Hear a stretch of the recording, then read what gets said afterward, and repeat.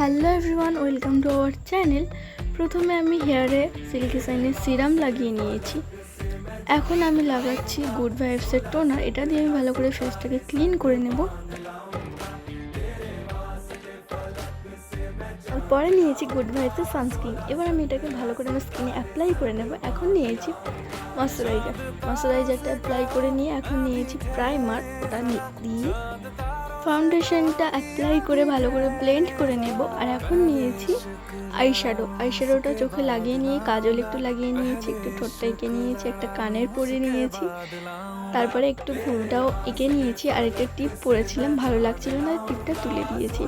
আর এই দেখো মেকআপ করেছি, বাট তোমার প্রচুর ঘাম হয়, ঘেমে সব মেকআপ উঠে যাবে। একটা রিং পরে নিয়েছি, দুটো হাতের উপরে নিয়েছি, এখন করছি মাস্কারা, চুলটাও বেঁধে নিয়েছি।